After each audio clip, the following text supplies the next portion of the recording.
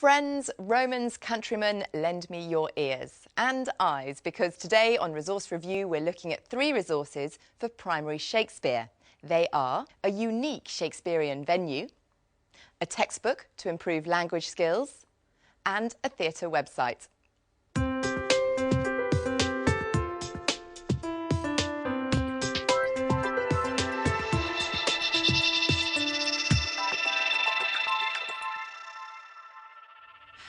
Recommending today's resources, we have Dr. Vivienne Griffiths. Vivienne is head of the School of Education at the University of Sussex and a specialist in English and drama. On the panel today we have Glynis, an AST and Year 6 teacher at Oxley Park Primary School in Milton Keynes, and Colin Hinson, a freelance education consultant and author. And our resource investigator, Matthew Tosh, will be out and about seeing what teachers and pupils make of the resources. Well, Viv, let's talk about your first recommendation, and this is Shakespeares Globe. Tell us about this resource and why you like it. I think, first of all, the venue itself, the theatre, is a very exciting place to visit. It's a replica of Shakespeares Globe Theatre on the South Bank in London. And for children who haven't been there before, it makes an immediate impact when they go into the building. And the tour itself will tell them a bit about the history of Shakespeare's time in the theatre. The workshops themselves are full of very exciting activities for the children to take part in, and the people that lead the workshops are very skilled both in acting and in teaching, and they'll consult with the teachers beforehand to really focus the workshop on the needs of the children and the age group. Well, making his first entrance of the day is our very own strolling player, Matthew Tosh, who went down to the Globe to see a tour and a lively action workshop. All the world's a stage, but at Key Stage 2, it's the Globe that matters.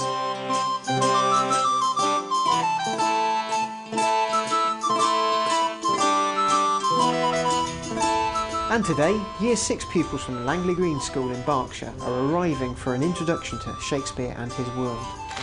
Go! Act 1, and our budding thespians are starring in a lively action workshop. After 3, 1, 2, 3. Right. I do not, nor I cannot love you. I do not, nor I cannot love you. Okay, now. Act 2, and our troupe are now on a tour of the Globe. On a hot sunny day, 1,000 people all crammed in like this, what would the atmosphere be like? OK then, Baldock, you're the teacher here, so what's brought you to the Globe today?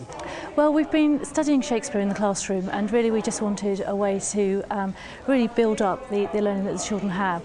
Shakespeare is often seen as quite a boring topic, and what we really wanted to do was bring it to life, and I think they've done that excellently so far. The children have been involved in a workshop organised by the Globe Theatre, which has really involved a lot of word work and emphasis on drama, so it's all linked in with how the words have a more powerful effect on the children. And what benefits does coming to the Globe bring to the children? I think it's brought Shakespeare to life in a way that we would find it difficult to do in a classroom.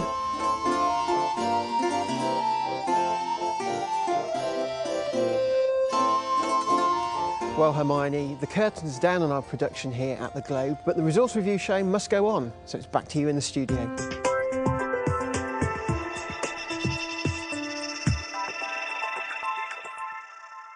Viv, it's a wonderful looking destination, but not all schools are going to be able to make the journey, are they? That's true, but I think there are 2 other alternatives. One is that there's workshops for teachers themselves. They usually run at the weekend or in the holidays.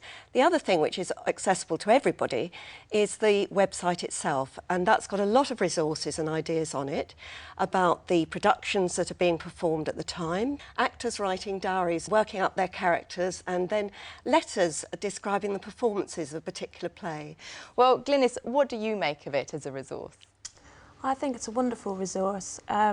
It's lovely if the children have the opportunity to visit the Globe. It really does bring Shakespeare alive, but unfortunately, as you've said, Viv, it's not easy to take children from anywhere in the country to.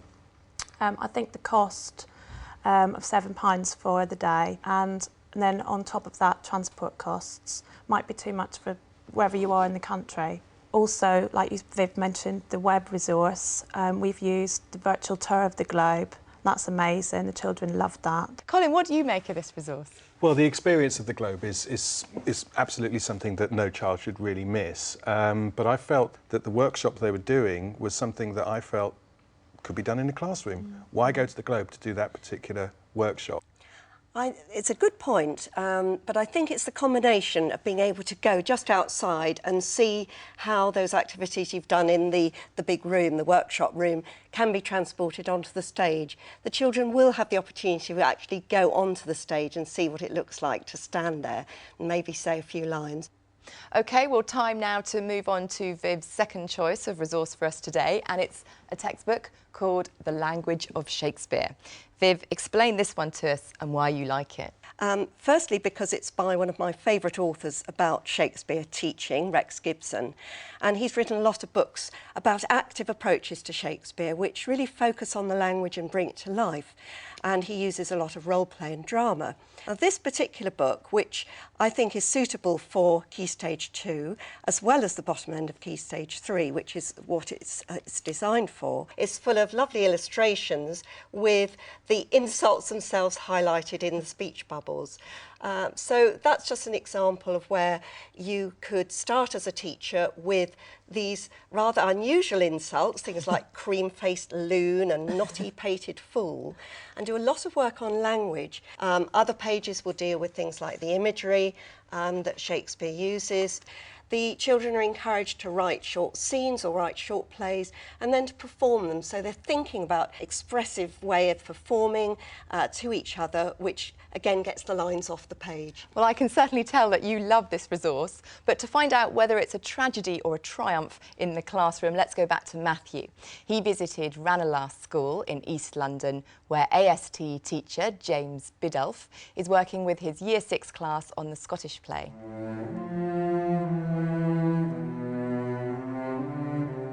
The Language of Shakespeare is divided into different sections, each containing 3 units. Now, the units themselves are further divided down into different areas. You can see here we've got the purpose, we've got the text itself.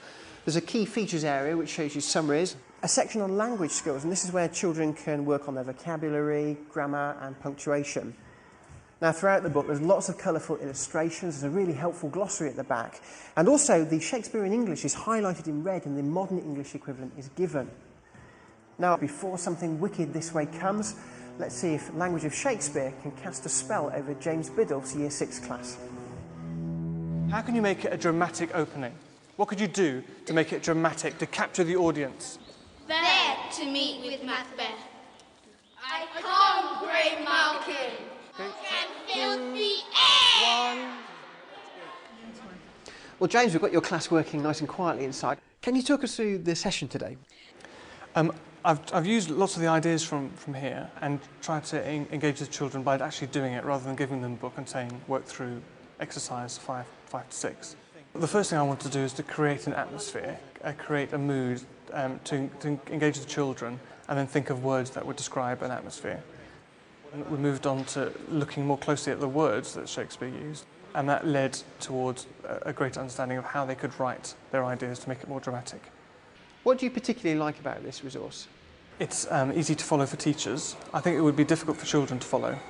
Some of the activities by themselves I would find quite dry. But I think doing it as a group and modelled by a teacher, they can be quite exciting. So to summarise? It's a useful teaching resource for teachers, but I think it would be difficult for children to follow. Thank you very much. And on that note, let's go back to the studio.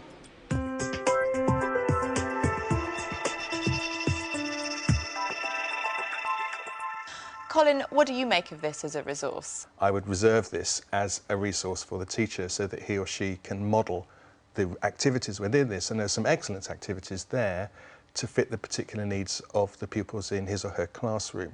For instance, I felt that the exercises on sonnets, the exercises involving iambic pentameters were too complex. Viv? I think it is a very useful resource because it's user-friendly. You can very easily dip in and out of it. You don't have to wade through pages and pages to find the activities. They're set out for you very easily. And I think that any teacher could easily find things that they could use with their classes. Glynis, what do you make of this resource? I did particularly like a section on imagery.